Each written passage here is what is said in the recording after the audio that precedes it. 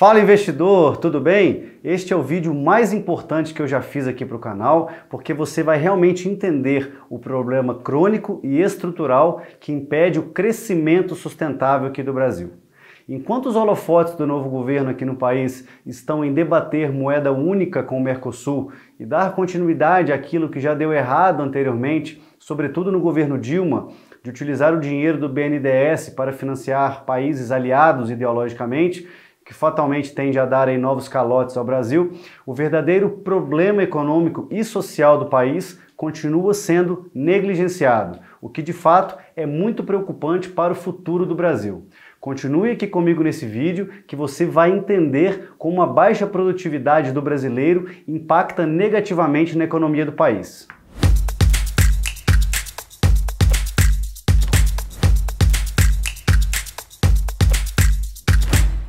Se você quer aprender sobre economia, mercados e como multiplicar o seu patrimônio e ter sucesso nos seus investimentos, fortaleça esse canal deixando seu like nesse vídeo, inscreva-se para receber conteúdo gratuito sempre em primeira mão.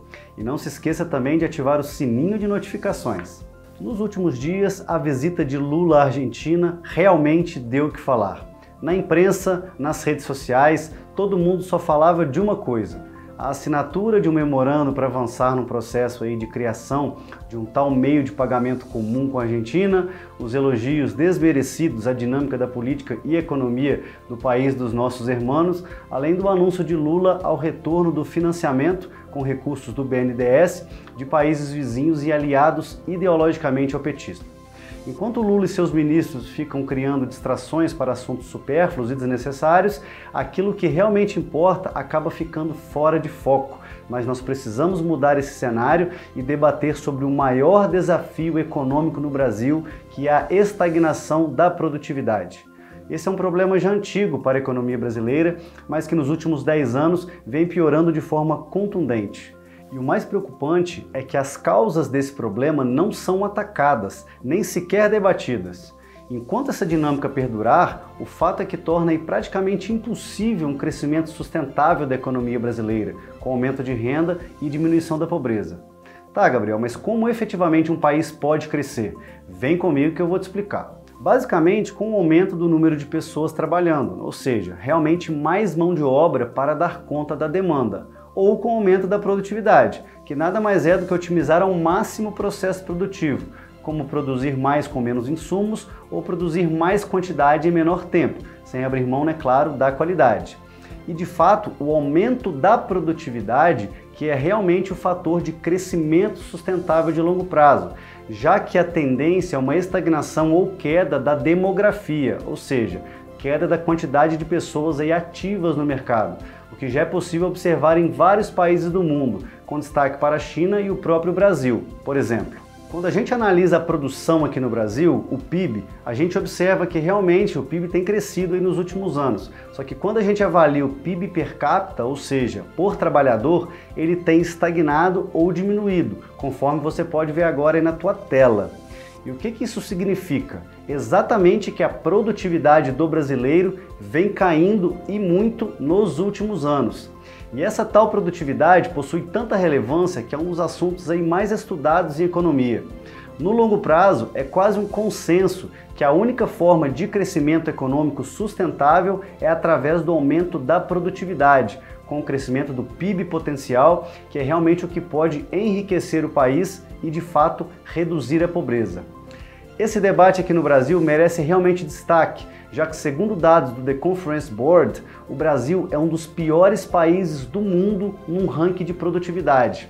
Apenas aí, pessoal, a título de comparação, embasado nos mesmos dados anteriores, um trabalhador americano gera aproximadamente o mesmo valor adicionado pelos frutos do seu trabalho que 4 trabalhadores brasileiros. É como se para produzir igual a um americano, evidentemente na mesma atividade, são necessários 4 brasileiros. O brasileiro aí leva 1 hora para poder produzir, o que um americano produz em 15 minutos.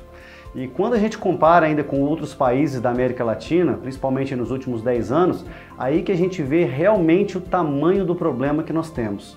O Brasil fica em último lugar, não apenas com uma produtividade estagnada, mas com uma produtividade negativa.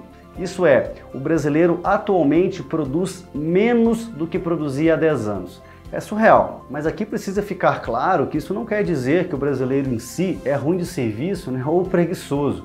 Isso é algo estrutural e, infelizmente, é fruto da baixa qualificação e educação que nós temos aqui no Brasil, além, claro, da menor utilização de tecnologia e bens de capital. O que diz todo esse cenário aqui no Brasil, felizmente, é o setor agro, né, que andou na contramão dos demais setores, ganhando aí algum destaque, né, pelo avanço produtivo, conforme você pode ver nesse outro gráfico que está passando aí agora na sua tela.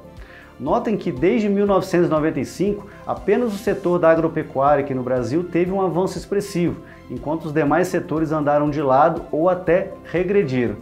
Tá, mas aí você deve estar se perguntando, né? Tá bom, Gabriel, já entendi que o Brasil está aí patinando bastante na produtividade e os grandes riscos que isso pode causar para a economia no médio e longo prazo.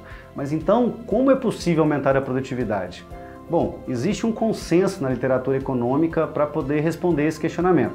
O primeiro deles, sem dúvidas, é o investimento em educação, ou seja, na melhora da qualificação dos profissionais. Com a melhora na qualificação e uso de técnicas para otimizar o processo produtivo, com certeza o trabalhador tende a ser mais produtivo, né? Porque ele vai usar técnicas aperfeiçoadas para executar melhor o seu trabalho, produzindo aí mais com menos, seja com menos insumos ou com menos horas trabalhadas, né? O que fatalmente vai produzir mais renda para o país. Mas aqui, pessoal, precisa ficar clara a diferença entre educação profissional, com objetivos de realmente obter ganhos produtivos, com a infeliz doutrinação para a formação de militantes políticos e ideológicos, né, o que foi efetivamente o que aconteceu nos últimos anos aqui no Brasil, sobretudo no ensino público superior.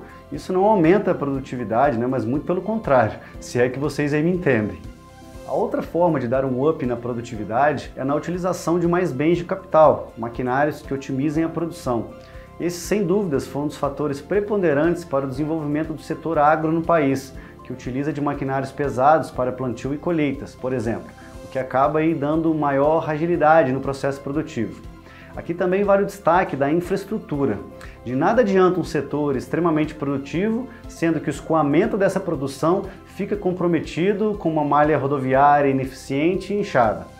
E para finalizar, é importante retornar àquele conceito que eu trouxe lá no início do vídeo sobre o crescimento sustentável de longo prazo ser embasado na produtividade.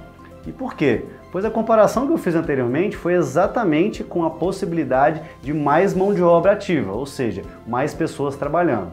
Entretanto, essa é uma dinâmica no mundo todo que tende a não continuar, principalmente pela diminuição das taxas de natalidade, o que diminui, no médio e longo prazo, a força de trabalho em toda a economia. E observem que sinuca de bico.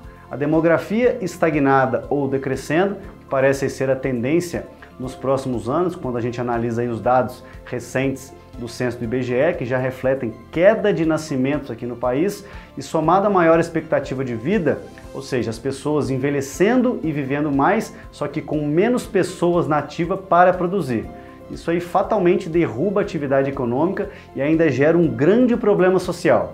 Atividade econômica desacelerando, menor renda, menor arrecadação do governo, e aí eu te pergunto, como é que fica a Previdência Social com essa dinâmica? Como manter recursos para tantas pessoas aposentadas e com maior expectativa de vida sem a contrapartida de pessoas em atividade? Acho que ficou evidente o sistema ineficiente e insustentável da Previdência Social no Brasil. Agora você realmente viu a importância de investir, ter renda passiva para não depender do governo? A conclusão que tiramos é que o Brasil precisa urgentemente atacar os problemas da falta de produtividade para que a sociedade não sofra drásticas e penosas consequências no futuro breve, o que pode aí ser potencializado pela iminente crise demográfica, que parece ser um fenômeno em todo o mundo. Gostou desse vídeo? Escreva aqui nos comentários o que você acredita que vai acontecer com a economia brasileira nos próximos anos. Fico por aqui, um forte abraço e até o próximo vídeo.